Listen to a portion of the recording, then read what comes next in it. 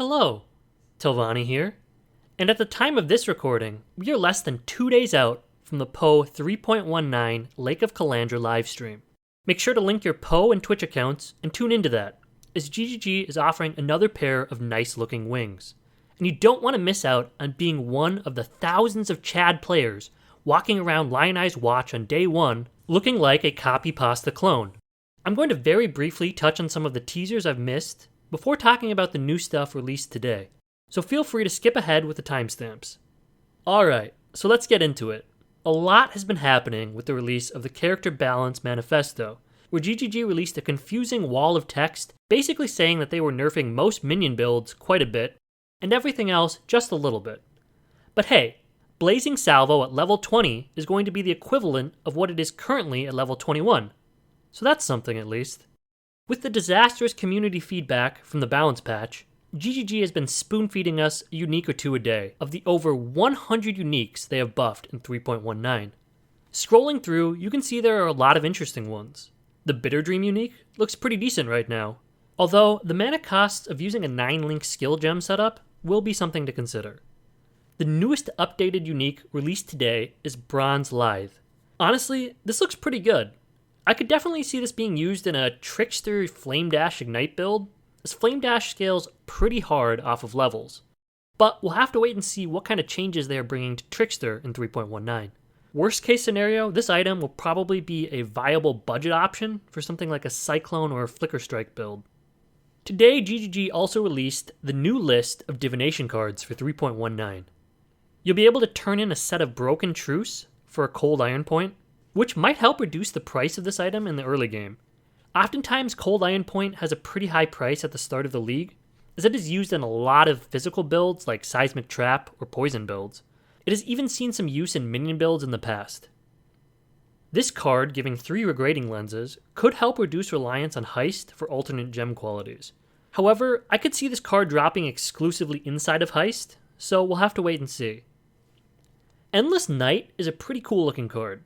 Since Maloney's Mechanism is best in slot offhand item for leveling gems, and it's seen some use in builds recently like Corrupting Fever, I'm very excited to see a targeted option for farming this item. Moving on to our first big card, the Shield Bearer. This is an 8-for-8 card that will give us access to the Squire through Divination Cards.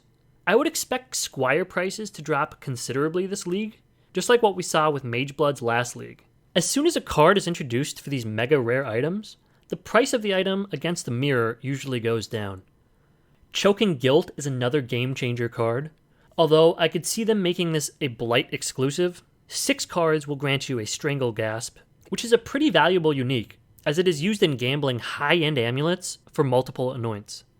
The Enforcer is going to give us an I-86 Spiked Glove with Culling Strike. This will probably have some super niche uses for crafting, but in the current meta, I think people are usually looking for +1 frenzy charges on their gloves instead. The Shepherd's Sandal will give a 2 implicit corrupted unique boot, and I'm not sure how useful this is going to be because most of the good boots are content locked behind bosses or specific league content. Azur's Rage will grant a tier 16 map with the Punishing Affix, and I'll be honest, I'm not even sure what this means. So if someone could enlighten me in the comment section down below, I'd really appreciate it. Next up, we've got the Leviathan. This will give a double corrupted Maven item. That's actually pretty exciting, and I wonder if this card will allow us to get corrupted implicits on impossible escape jewels. Those drop corrupted right now, so it's impossible to get an implicit on them. However, this card might allow for that, potentially. Even if it doesn't, it is still very useful for things like Viridi's Veil and Legacy of Fury. Next, we have the Price of Devotion, giving a double corrupted Mageblood.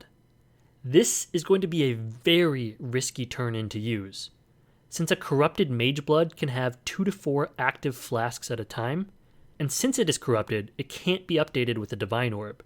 So on average, you're looking at turning in 3 sets of these for a usable Mageblood, and even then, it's not a guarantee. Another annoying thing about this card is that you're not going to be able to get catalysts on your Mageblood before corrupting it, so you won't be able to get that juicy 20% increased dexterity or resistances. Astral Protection will give us a Shaper item shield, and honestly, I'm not impressed with this one. since it doesn't have a minimum eye level, meaning it will be capped at item level 80. Next, we've got Gem Cutter's Mercy. This will give an exceptional gem, which means an Enhance, Enlightened, or Empower. Again, I'm not super impressed by this card, especially with the introduction of Awakened Exceptional Gems last league. The card's flavor text is pretty spot on though. When you can only have one, which shall it be? Red, blue, probably green. So I'd expect a lot of enhances to drop from this card.